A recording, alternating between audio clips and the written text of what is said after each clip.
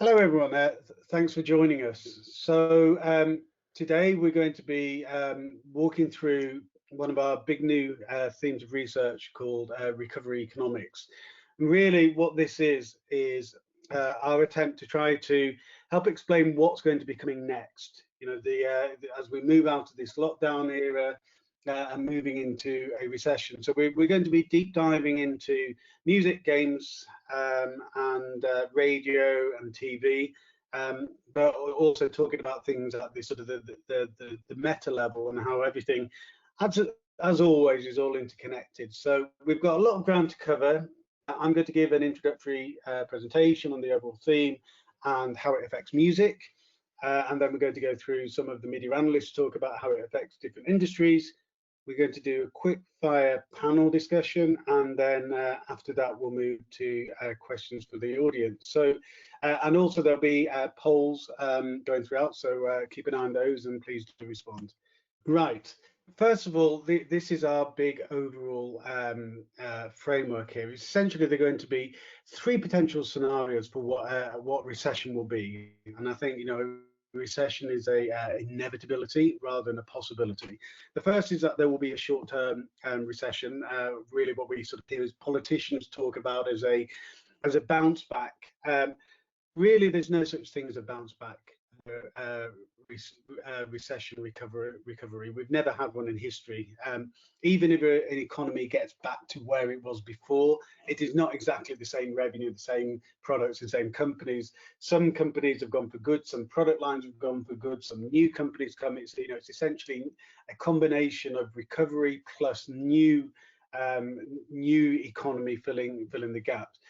That short-term bounce back is probably the less likely scenario. The more likely scenario is we're going to have a short-term recession that will probably drag through into next year. The equally less likely, more negative scenario is we have a long-term recession that feels more like a depression. Now, you know, I'm no economist. We're not economists either, so we're not going to go in deep dive into the arguments for or against any of those scenarios, but rather simply lay them out and say these are the backgrounds against which everything is going to be functioning.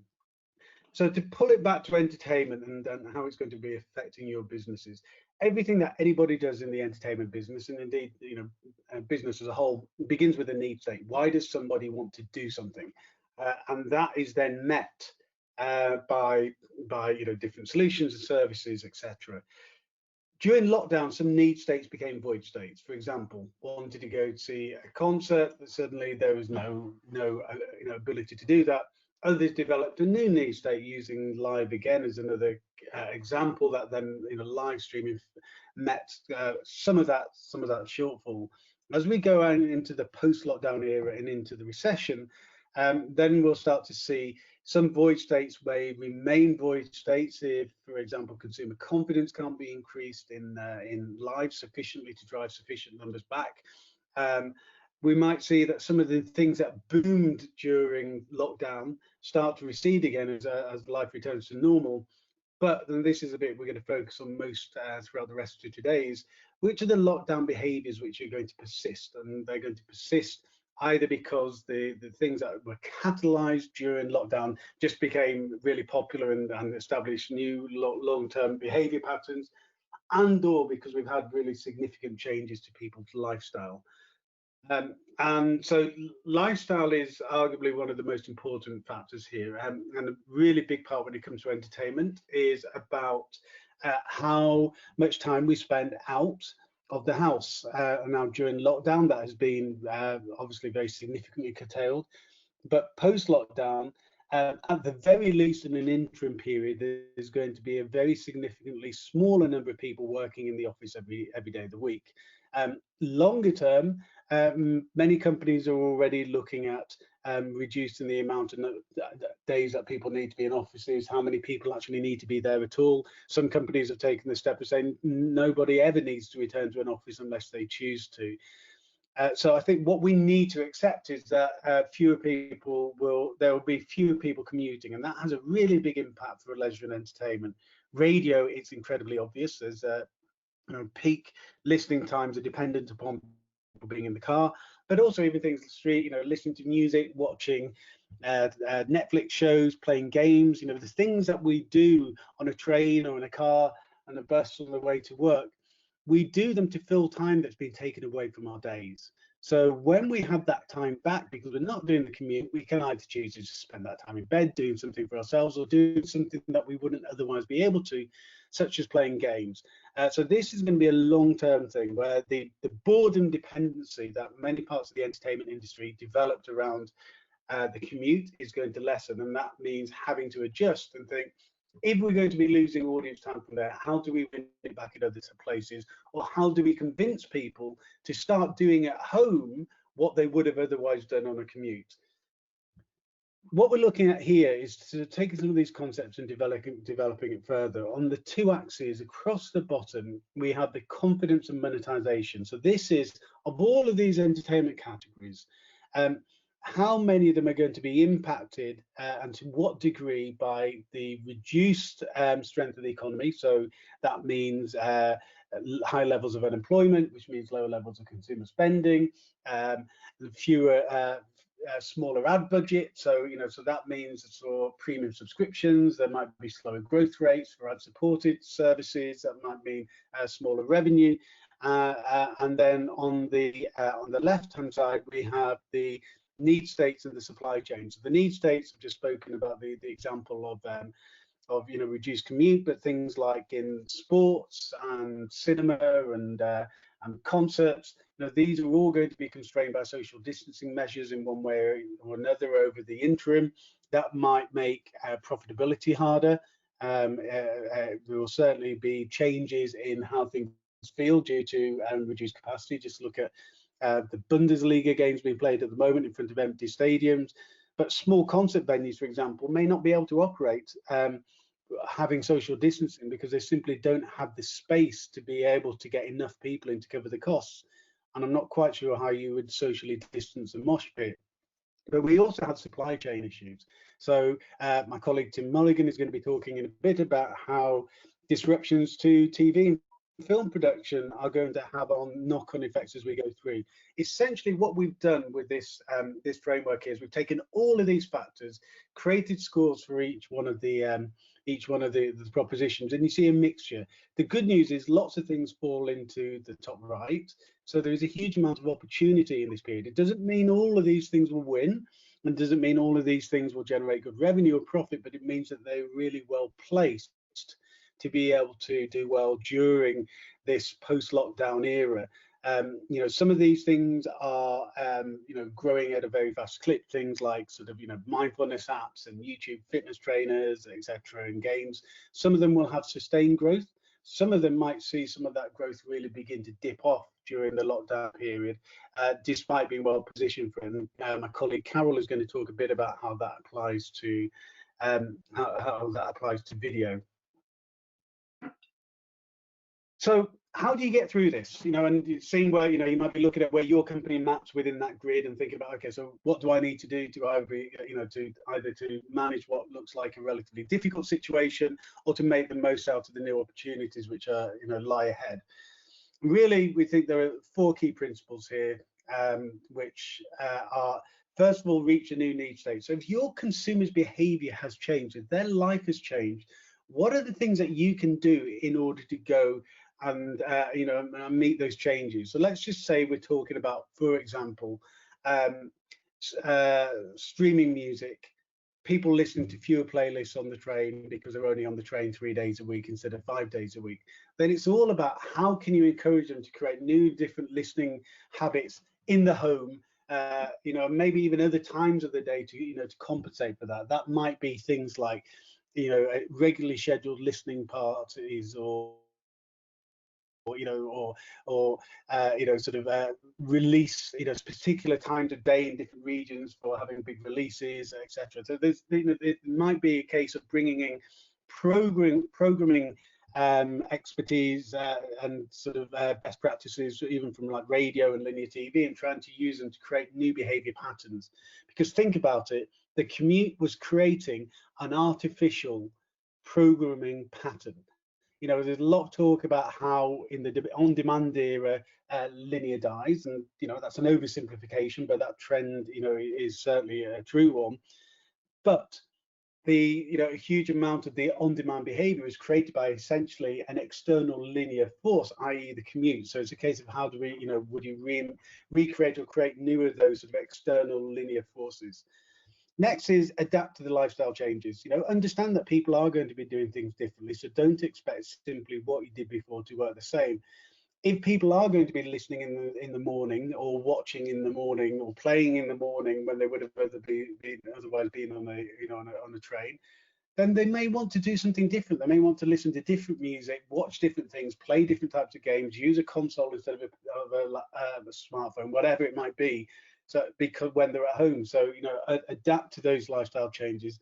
Maximize consumer confidence. If you're an external, outdoors leisure industry where cinema, sports, live, etc., then it really is going to be about making people feel confident, particularly if you rely upon older, higher spending consumers as a significant portion of your customer base, because those people are going to be super concerned. And then finally, prepare for a recession. Like it or loathe it, a recession is coming. It may be big, it may be small, it may be shallow, it may be deep, but a recession is coming. And we've even though we've seen some positive signs in terms of unemployment rates in the US recently, if you look at the definitions with slightly more scrutiny, you'll see that they're actually the numbers are actually quite a bit bigger. Unemployment is going to be, or underemployment and unemployment are going to be significant factors moving forward for the coming months. So people will have less money to spend. So plan for that, win back strategies for churned out users, etc. And then really sort of last couple of things here, looking at this specifically in terms of music. So live streaming has obviously had a very strong uptake over the last couple of months. It's been a bit of a mess in that the sector wasn't really quite ready for the surge in demand which was seen. Licensing wasn't really quite sorted out everywhere, but most importantly, monetization wasn't sorted out. And I think the big post-lockdown takeaway for live music is to migrate beyond this initial surge of free usage and start introducing a sophisticated premium monetization framework. It's got to happen because this is the main way that artists make the money, and it's disappeared. So it cannot simply be something that's free. Lots of things that can be done here. Really great user segmentation in the live sector exists now. That needs translating to the live streaming sector as well, and you can segment within concerts themselves, etc. And then in terms of the broader industry, the overall industry will decline. We've built out 3 different scenarios here. The scenarios are across recorded music, music publishing, live, merch, and sponsorship. Live is the thing that drags everything down. Round about 3/4 of live revenue, forecasted live revenue, will disappear in 2020. Recorded music should about hold itself up. So that means that the recorded business in our mid-case scenario will grow by a couple of percent. It's a very significant slowdown in recent years, but it's still good going. It will be streaming still going strong in that period, but it's going to be pulled down by things like reduced retail spending and drops in performance royalties and sync because fewer shows are being made, etc. Publishing will probably see a few points decline, and then merch and sponsorship both down as well. If we have a short-term recession, there is every possibility that publishing will see a significant return to growth in 2021. Music will see an acceleration in growth. If we have a longer-term recession, then the outlook for both is going to be obviously more difficult. Live will probably take about 2.5 years or so to return to its former growth trajectory, and that is entirely dependent upon whether we actually have no recurrence of the virus. Clearly, if that happens, and everything is up in the air again, and all the assumptions will need reworking. But hopefully, what we've been able to do is give you a sort of a view of how the overall concept works. I appreciate I've covered a huge amount of ground in a fairly short amount of time. What I would say is you're going to get more depth now in the following presentations. You've got some time for Q&A at the end. And if you're interested in learning more, then drop us a line and we can talk through some stuff with you. If you want to hear about how we're actually putting some of these things into practice with companies we're working with to help them get through the coming months and beyond that, then and also again, please feel free to get in touch. So I'm going to move over now to my colleague Carol, who's our games analyst, who's going to talk it through how recovery economics specifically applies to games. Over to you, Carol. Thank you, Mark. Hi, everyone. Thank you for joining. While I do the intro, Mark, do you think I could have the next slide? I'm going to be talking about spend in games, and in particular, trying to build up on what Mark just talked about. What's going to happen to spend in games is actually going to translate to some of the opportunities as we come out of the recovery. So look, when the outbreak started originally, and we saw games, we saw games engagement, which is sort of the red line over there, and partially games spend, which is sort of the light blue line, increase. We put out a hypothesis stating that games could actually be a growing fish in a shrinking pond during this period. And I think we are further along on that curve now, so that's why I wanted to bring this slide back in and sort of talk about it a little more. I believe games spend the risks taking a hit on the consumer side during this period as we come out of lockdown and into recession in particular. But luckily, there is actually a bunch of really lucrative opportunities emerging on the supply side and on the B2B side of things. And if executed well, I think even with sort of consumer side taking a bit of a hit, the games industry could actually emerge on the other side stronger than ever before and potentially be at the core of the next generation of entertainment as such. So let me walk through the logic really quickly of this slide. The one key assumption here is that games spend, the light blue line, is actually a subset of the wider entertainment spend, the sort of greenish line you're looking at, which in turn is a subset of disposable income. Now, because lockdowns were imposed before the recession started, we've had a period where there was essentially no effect on the overall consumer's entertainment spend. So, the lockdowns essentially freed up out-of-home part of the consumer's entertainment budget. People stopped going to restaurants, clubs, bars, etc. And that spend, because there was no sort of official recession, no official war yet that took effect, that spend was reallocated to digital, and part of that was reallocated to games. So we did see a slight increase in games.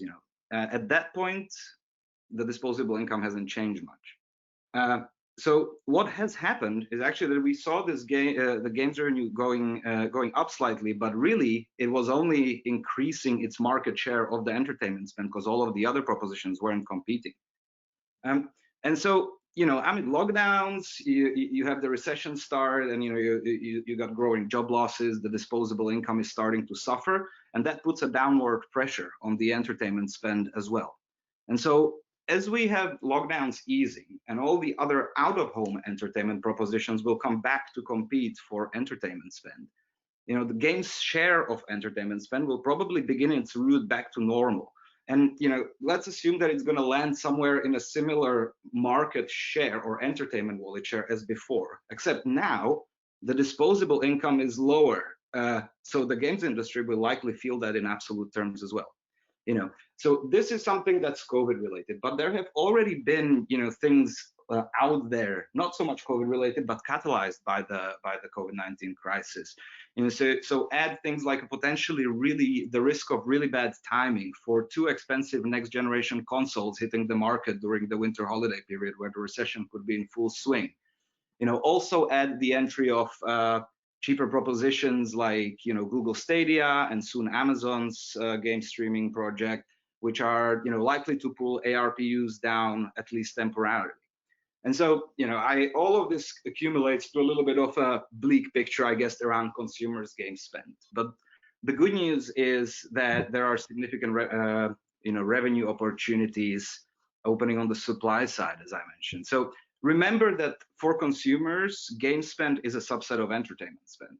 We also know that consumers over-index for entertainment activities as such, rather than just gaming. So the next big opportunity for games here comes from tapping into consumer spend beyond gaming.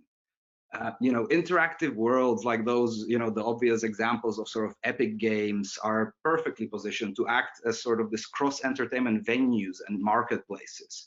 And that's because they are here to provide one thing that I would argue sort of the music as well as the video industry, specifically in the Western Hemisphere, is missing, and that's the ability to monetize fandom rather than just engagement. So we will see a lot of these partnerships forming in the future. And then the last bit that I wanted to sort of add as a segue towards Tim's part will be covering video, is obviously there's a part of opportunity for the games developer community and the infrastructures to actually pick up some business from production arms of video and TV companies, which may now struggle with filming epic battle scenes or close encounter scenes due to social distancing.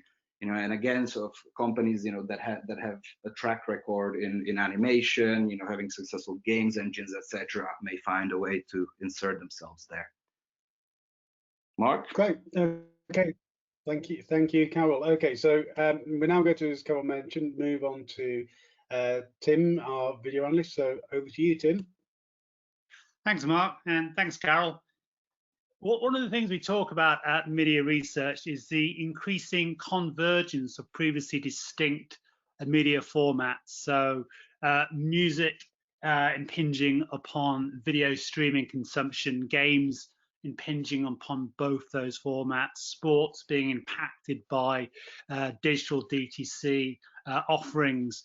Now, the reason I'm starting my little presentation with that is just to provide a segue from what Carol's been talking about with the opportunities going forwards for video and for games. Now, there's actually a surprising amount of overlap, not just beyond the opportunities, but also what's actually going on at the moment and what is necessary for one of the future scenarios which could come out of the current pause in production that we're seeing in the film and TV industry. So let me get straight into it. So if you look at my slide in front of you now, look, there's 3 possible scenarios that could happen with the current cessation and slow return to production for the film and TV industry. And it's worth noting that this is the biggest pause in production in film and TV history. Even the Second World War didn't have a pause in production. So we are already in unprecedented times. Now, as Mark scoped out, there's 3 possible scenarios. There's a short-term recovery, it basically means pause and then return to normal. There's a short-term recession, and then there's a long-term recession scenario. Now, I agree with Mark. There will inevitably be a recession from this. How long it is will impact upon what happens next. But if we look at short-term recovery, what definitely happens there is there will be something which we at MIDiA Research call a production deficit. So there will be a debt of production that wasn't able to take place in Q1 and Q2, which will have to find a way of either be incorporating in the remainder of the 2020 production schedules, or will actually overhang and go into 2021. The outcome of that is there will be a deficit in premium production appearing on prime time schedules towards the end of this year, Q3 and Q4, predominantly in the US, but also globally from licensing deals as well. Now that's going to happen even if we have no recession and no ongoing health implications of what's happened.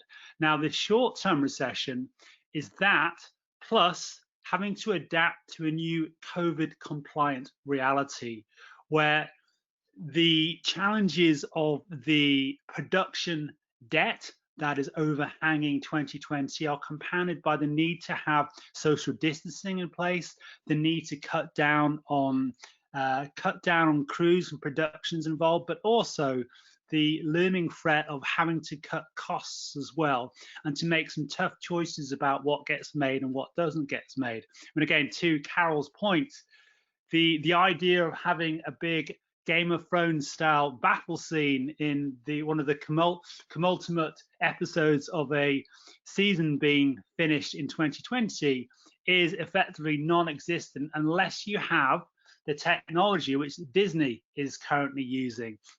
So again, another segue into what's happening with games. Disney is actually one of the few studios that is COVID compliant, because in the making of The Mandalorian, they worked with their animation teams, they worked with software from the gaming company called Epic Games to create a live action 365 degree background screen, which allowed for hyper realized minimal production sets for actors to perform optimally, reduce costs, reduce the number of people on set, and crucially, it cut down scene turnarounds to 30 minutes. So that's something which is going to be a part of the protocols going forward if we have a short-term recession, ongoing public health background challenge. And then long-term recession is both the above plus the inevitable downsizing of budgets and the challenges of financing, and then crucially, the end user, the end consumer, having to make tough choices about which subscriptions they have, which forms of entertainment they prioritize their finite disposable income.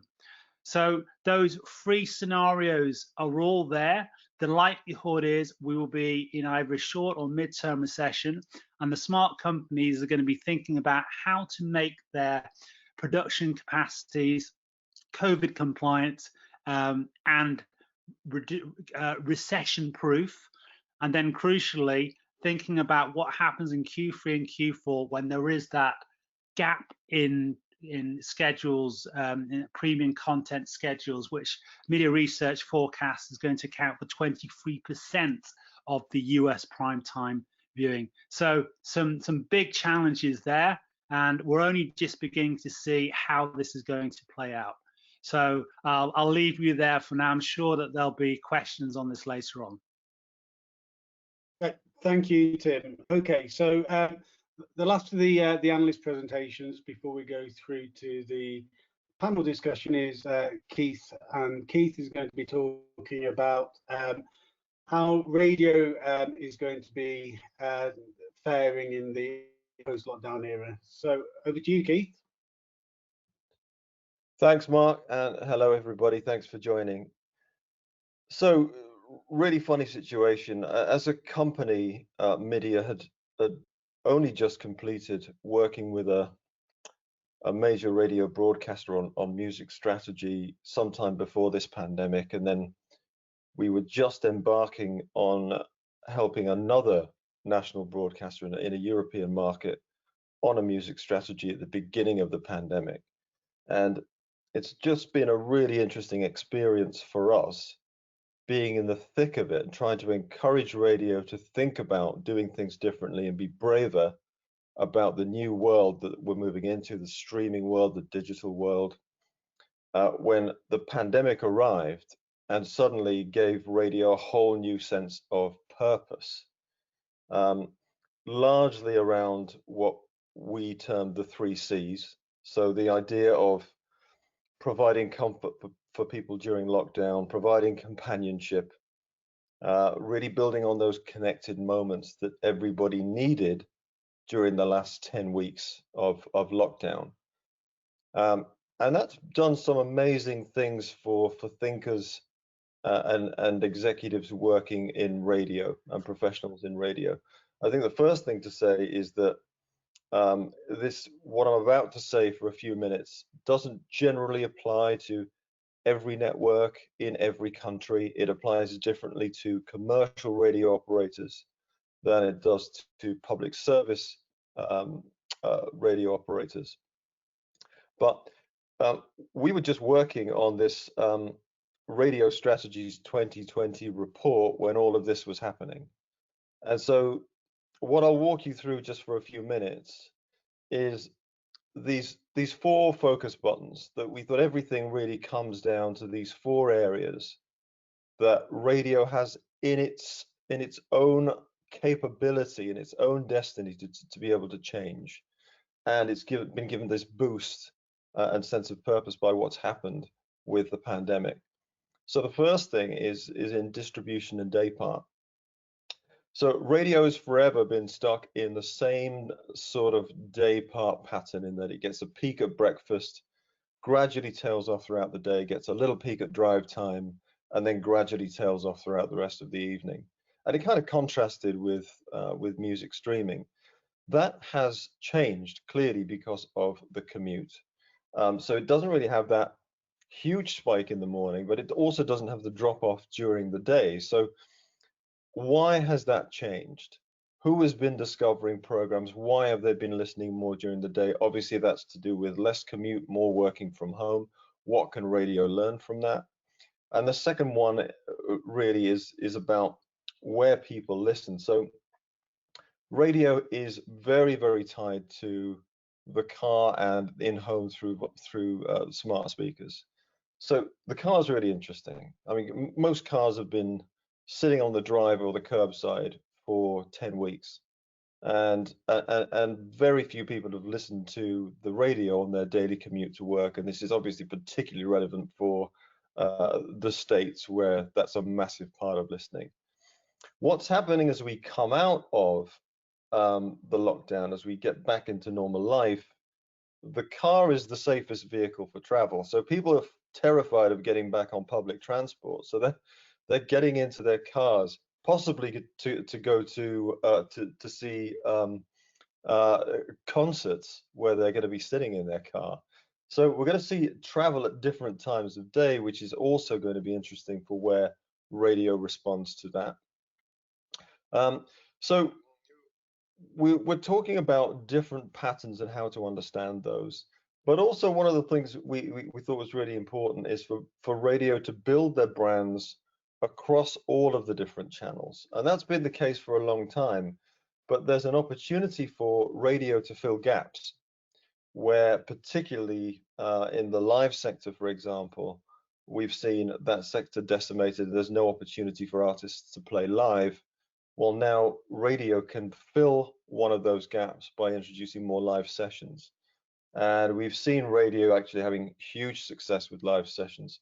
In the UK, in Sweden, they've been having great success with live sessions on radio, and in the US as well. So you can also put those sessions on other platforms such as YouTube to expand the brand that is radio, and what it's doing for the artist and what it's doing for the entertainment community.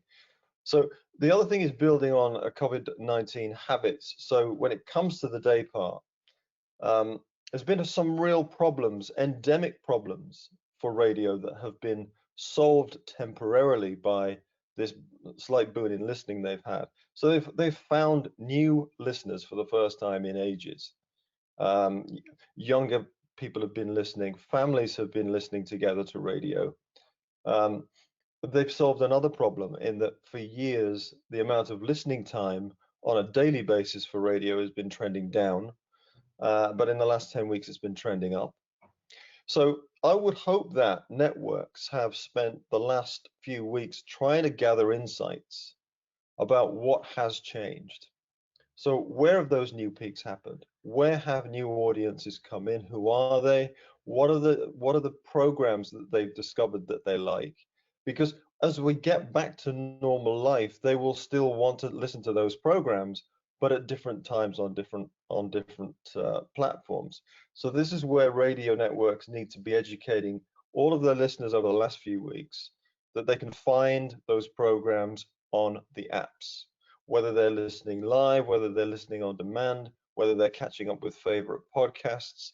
It's all there on their own apps or on apps that the customers and the listeners use on a regular basis. So again, expanding their brand to different types of platform, and just being differentiated as well from streaming services. So without a doubt, the number one threat for radio in terms of listening patterns, in terms of revenue, in terms of confidence in their position in entertainment has been music streaming. And we've seen as the day parts have kind of changed a little bit for both radio and music streaming, they're intertwined, and radio has learned the fact that it's got to coexist with the streaming world. So the same audiences for radio also stream. They skew a little older. They're a little bit different in terms of demographic profile and their needs and how they behave, but there's a huge overlap in audiences. And I think radio's realized at last now that it has to differentiate in its offer. And it does that through obviously that 3C's: comfort, programming, the curation, the context, and the focus on the collective moments, and all those great things. But we also believe that radio should now take the advantage of personalization, not in the same way that Spotify personalizes your music feed, but maybe in a way that makes it easier for you to discover your favorite radio programs. You can navigate through radio's content through your favorite presenters. You can bookmark your shows more easily.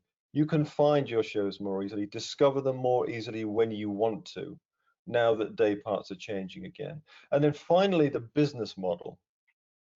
So we thought long and hard about this. Radio is one of those sectors that's been free to air and ad funded. And it's never really changed. It's never really got into the subscription economy. And the subscription economy seems to be insulated somewhat from what we're about to see. But what should radio do about that? First of all, we think it should still focus on its free model.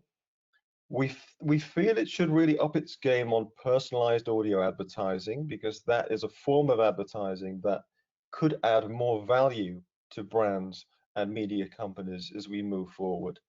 But also it's got the chance to win accounts, and not just win accounts by putting sales teams on the ground doing the same old pitches, but marketing the benefits of radio that we've seen emphasized in the last 10 weeks, the real strengths of radio. Because one thing is for sure, media accounts will need to be won over and over again with new technologies, new approaches, new forms of engagement. And so radio has the chance to compete better in terms of winning those commercial accounts. So while it may have seen a dip in ad revenues, even as listeners have gone up, as we renew that kind of pipeline of going back, winning new business, radio needs to change the model that it is offering to advertisers. So they're the big takeaways that I think we see as we see the emergence from this stage of the pandemic to the next. Perfect. Okay, thank you, Keith. We've heard quite a bit of detail as well as breadth there. Before we go into some questions, more questions about these specific industries, I just want to start with a big high-level question, really, for Carol, because Carol is really responsible for the name of this webinar, the bounce forward instead of bounce back. Really, I just want you, Carol, to sort of say, what exactly is it that you mean by bounce forward rather than bounce back? And also, why do companies need to consider and embrace change, even if it looks like they're doing well enough to not need to worry too much about the lockdown, post-lockdown era? Absolutely. So we've heard, a lot about the ambition to bounce back. Are you, from media, politicians, companies?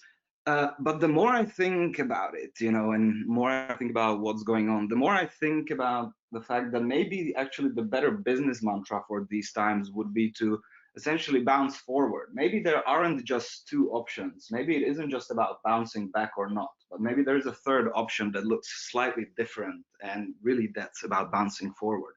Paradoxically, for the companies that are kind of struggling the most right now, that have been disrupted the most, the change and the sort of real hardcore innovation will probably come more organically, because they will be forced to it by circumstances. But for those who see a sort of realistic opportunity to actually bounce back, the risk of falling behind in the mid-long term could actually be greater. Let me tell you sort of why I think that. Let's assume, just for simplicity, that we've got companies that have been hit a lot and companies that have been hit very little at this point. So, for the companies that have been hit a lot, the disruption has often been so vast, that reactions like pivoting, radical innovation, self-disruptions, these things are actually now more viable for some of these companies than trying to pursue the old business as usual. Some of that may be, for example, an example of that actually may be a part of the live music and live events industry. And then you have on the other side probably the minority of the companies which haven't been affected perhaps as much or haven't been disrupted so much. Kind of Keith mentioned the spike for radio. These are now the companies that actually relatively have the closest route to business back as usual. So it is kind of almost more tempting for them to try to scrape back and try to bounce back to normal, so to speak, than seek these sort of radical innovations and self-disruptions. But as the recession ends and perhaps another boom may approach in a couple of years, we could see a landscape where all the innovation of all these struggling companies had set them up to ride the wave of the post-COVID world perfectly, while those that only, quote unquote, bounced back and perhaps enjoyed more income in the short term, they will now run the risk of being outdated as we emerge out of the sort of recovery.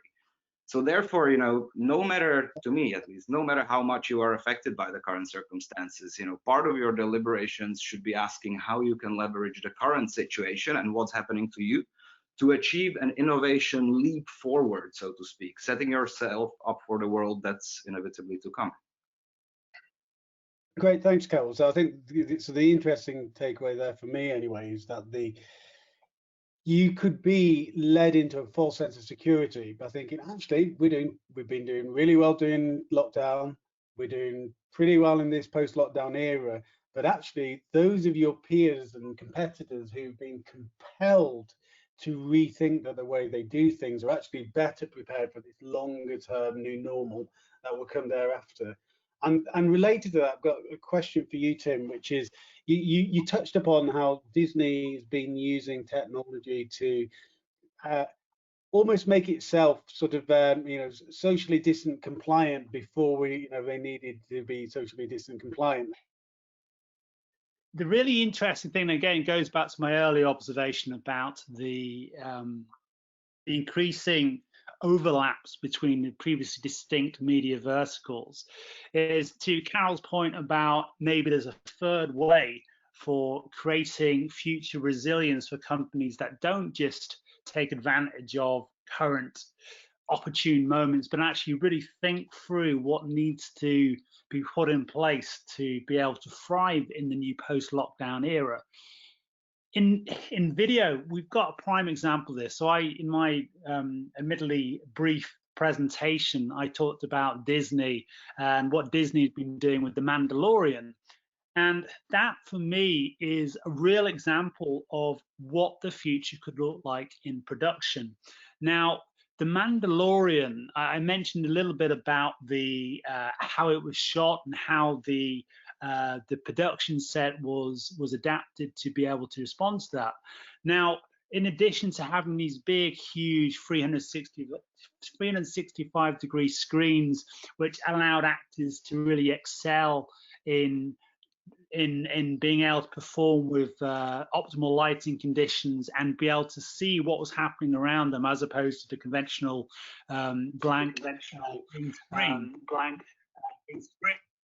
What you come out with from that is a studio that is being innovative, making itself COVID compliant, reducing costs dramatically by being able to do real in-time internal production edits, but then also forging relationships across the wider organization with people who would previously be distinct from live animation, and also crucially integrating third-party technology and building partnerships that could be part of what comes next and part of the future. And one of the ongoing debates I have with my colleague Carol with his games hat and my video hat is, what does the future of entertainment look like? Who are going to be the winners for getting that attention, and what technologies are going to be involved in that?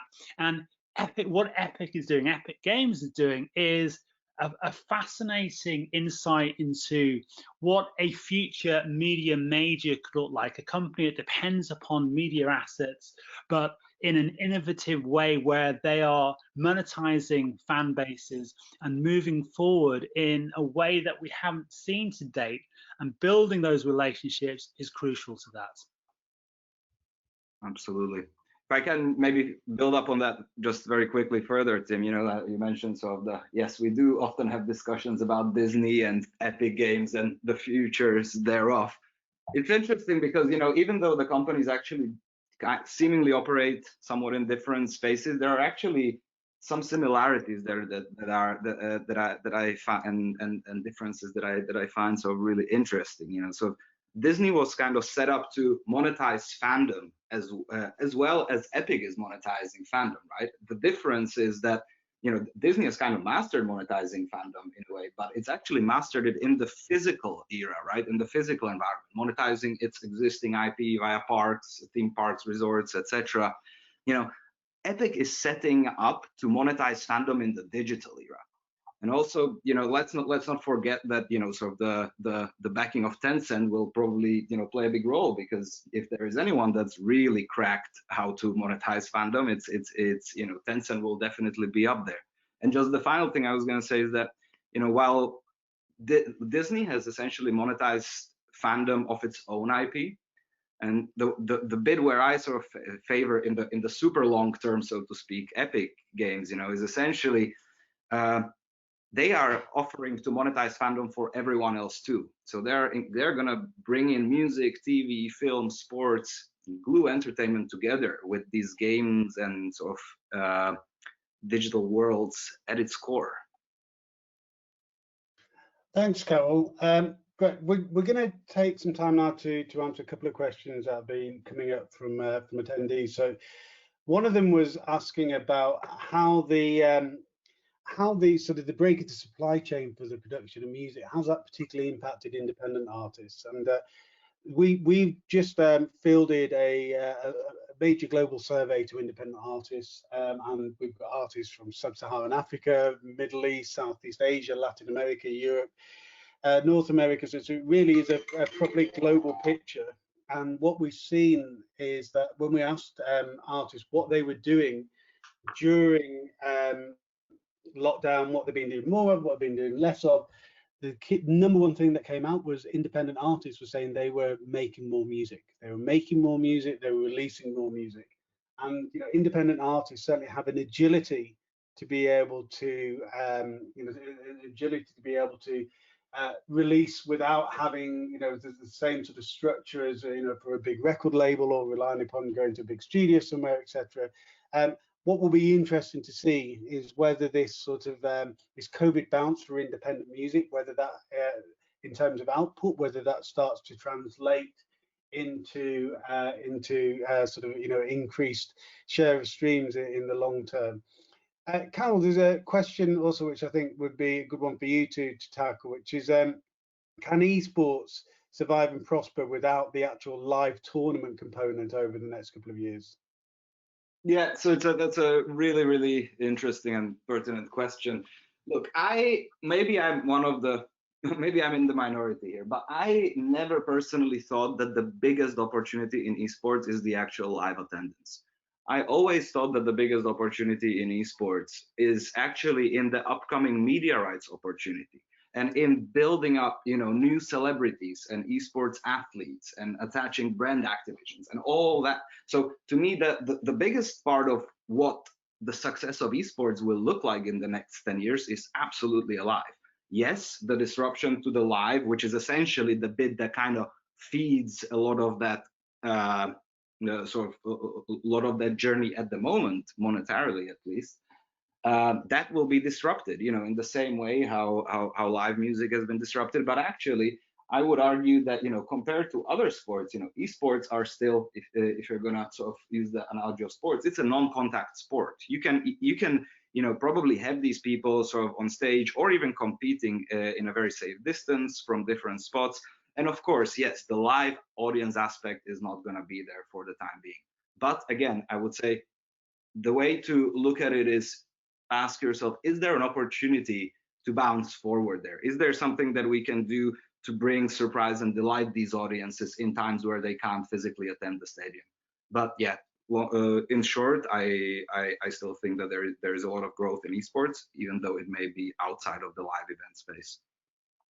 So Keith, I was just asking the question: Do you think that the impact on reduced performance royalties, etc., from the downturns in live, bars and restaurants, etc., how do you think that's going to impact music publisher revenues and potentially impacts on their business models over the coming months? Yeah, I think it's one of the classic cases of this pandemic. This pandemic kind of takes something away, and then in a way it gives an opportunity back. It's great that industries and the human spirit can rally around and find ways around it. So I mean, one of the ways is live streaming, right? So I mean, yeah, artists cannot perform live. There will be a drop in public performance revenues because of that.